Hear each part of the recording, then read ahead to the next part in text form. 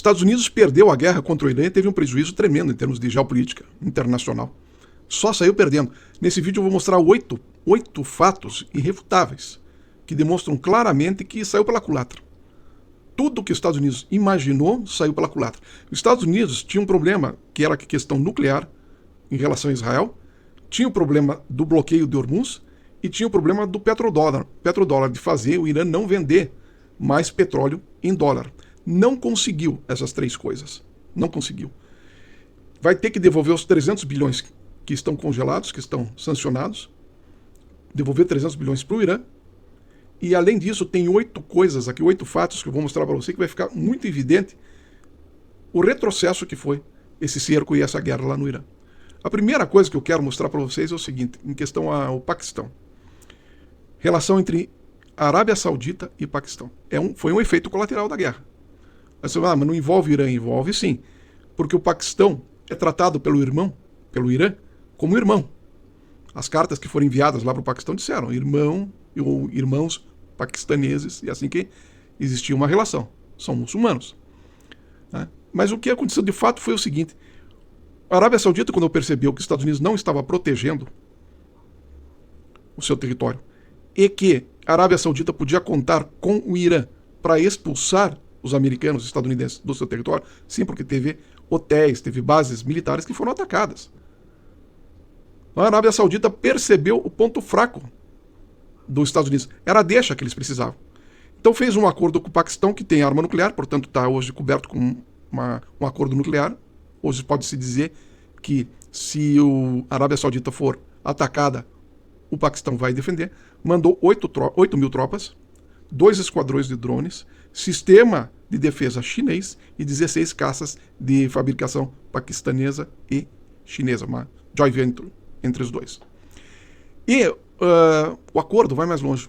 O contingente hoje está de 8 mil militares, mas a previsão é colocar 80 mil militares paquistaneses dentro da Arábia Saudita. Por quê? Porque o Paquistão hoje tem quase 700 mil soldados, 700 mil tropas. É bastante coisa. Então esse é o primeiro fato concreto que a gente vê da perda, do quanto saiu pela culatra, de quanto foi ruim para os Estados Unidos essa incursão. Vamos ao segundo fato. Brasil. Veja lá. A Índia e o Brasil. O que tem a ver a Índia e Brasil com a guerra no Irã? Sim, porque a Índia ficou absolutamente pressionada pela falta de combustível, porque a Índia é totalmente dependente de combustível ali do Golfo, da Rússia. Então, os Estados Unidos já tinha pressionado a Índia a não comprar petróleo da Rússia. Daí estrangulou Hormuz, a Índia ficou absolutamente numa sinuca de bico. Então veja o que aconteceu. Antes de Hormuz, na crise de Hormuz, o Brasil exportava 100 mil barris por dia para a Índia. A partir disso, foram 238 mil barris por dia. Então teve uma alta muito grande. Muito grande. Os Estados Unidos esperava que essa compra fosse feita dos Estados Unidos, não do Brasil. Então esse é mais um efeito colateral. Aproximou dois países do BRICS, aproximou ainda mais. Houve um aumento então de 138% da importação de petróleo, de barris de petróleo do Brasil, por parte da Índia. Então a Índia aposta no Brasil para garantir a sua energia. Aproximou dois países fortíssimos do BRICS. Então esse é mais um indício. Vamos para o terceiro indício, que é irrefutável. Vamos lá, vamos pegar aqui a forma como o Putin recebeu o príncipe Salman no encontro de São Petersburgo, que aconteceu agora. A Arábia Saudita foi recebida como convidada de honra de Putin, num Fórum Econômico Internacional que aconteceu agora, poucos dias atrás. Então, a partir do momento que houve essa confusão toda, o Donald Trump consegue aumentar os laços, as cooperações, ou a cooperação, as trocas de tecnologia, os acordos entre Arábia Saudita e Rússia. Esse foi mais um ponto, veja bem, para o Putin estender o tapete vermelho.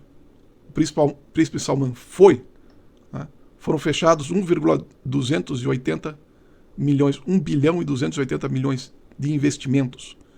Então é um tremendo de um passo assim que atrapalhou a política internacional, as relações internacionais dos Estados Unidos.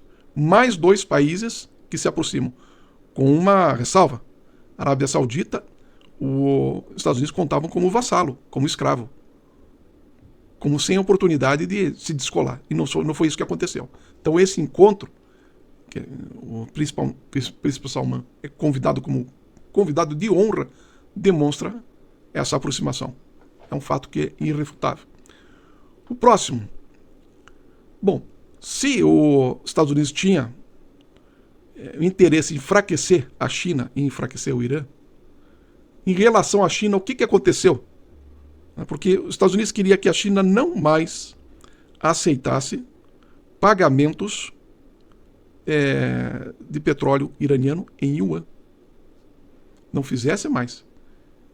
Porque muitos países estavam importando petróleo e continuam importando petróleo do Irã e pagando em yuan. Mas o que aconteceu? Será que isso funcionou? Será que quebrou esse laço comercial? Não. Não. E a China aumentou a compra de petróleo do Irã. Então, antes da crise, 1,3 milhão de barris por dia. Depois, agora, do cerco do Hormuz ali da crise, 1,6 milhão de barris por dia que a China compra do Irã. Então, houve um aumento de 23% de compra de petróleo iraniano por parte da China. É o que a gente sempre falou. Mexer com o Irã não é mexer só com o Irã, é mexer com a Rússia e mexer com a China. Então esse é mais um indício de que a coisa ficou ruim. E o comércio entre China e Rússia atingiu mais de 240 bilhões de dólares. Então a gente percebe nitidamente que só agravou o problema. Não avançou nada naquelas três questões: controle do Hormuz, petrodólar, né, e programa nuclear iraniano. Não avançou nada nesses três. Teve que recuar, porque tem que desbloquear os 300 bi agora para desbloquear o Hormuz, e ainda teve esse efeito colateral. Então, uma bela de uma lambança que o Donald Trump fez, né, e que vai ser muito prejudicial para os interesses dos Estados Unidos. Esse vídeo aqui é um resumo de uma palestra de 1h30, eu estou passando rapidinho aqui, né, para tentar, num tempo recorde aqui, passar para vocês os principais fatos. A questão dos CIPs, gente. O que é o CIPs? É o sistema de transferência bancária chinês, que rivaliza com o SWIFT. Né? Então, dentro desse processo aí de Hormuz e de sanções e assim por diante, o CIPs avançou muito. Para você ter uma ideia, de 2023 para 2024, passou de 19,7 trilhões de dólares para 24,5 trilhões de dólares. E um crescimento de 24,2%. Agora, principalmente, quando iniciada a guerra aí da Ucrânia e as sanções a Rússia e a guerra ali do Golfo. Então, mais uma vez, mais um indício de que saiu pela culatra. As sanções contra a Rússia e o bloqueio do Hormuz foi um péssimo negócio para os Estados Unidos. Né? O CIPS, por exemplo, 189 países já aderiram ao CIPS. Então, você percebe que foi um erro, um extremo erro, né, de estratégia. 4.900 bancos estão conectados hoje. 4.400. Tá?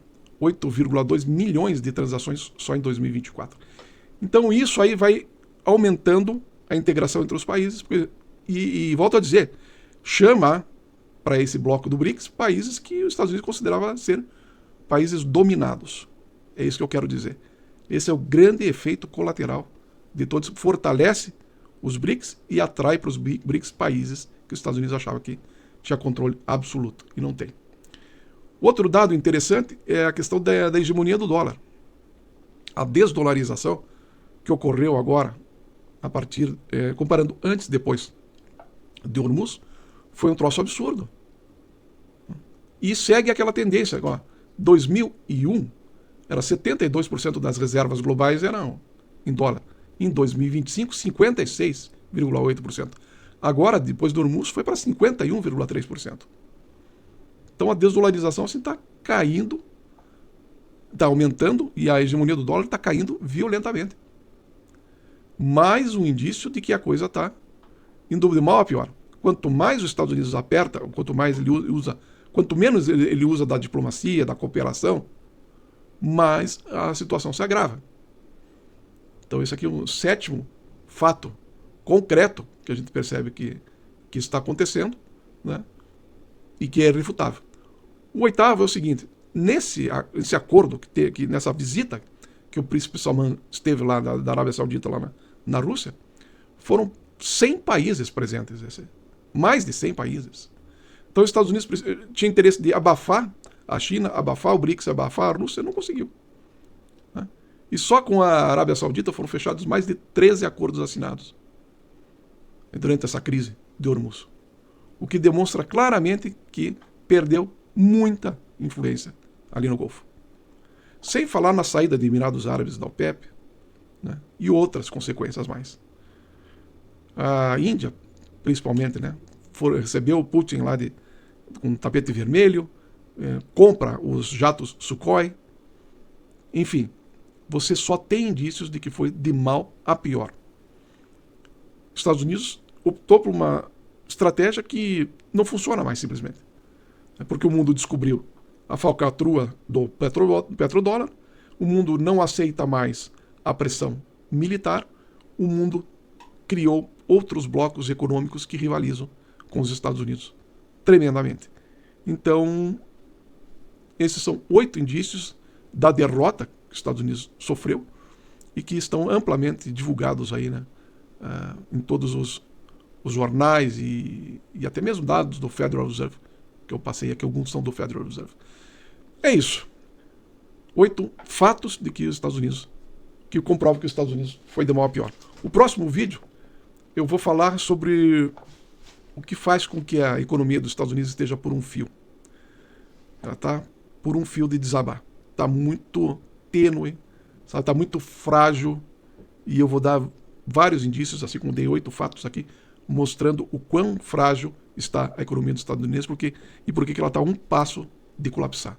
Então, assista no próximo vídeo. Não esquece de dar teu like, de se inscrever no canal, que se inscrevendo você tem acesso a vídeos mais longos. Tá bem? Então vamos seguindo. Até o próximo.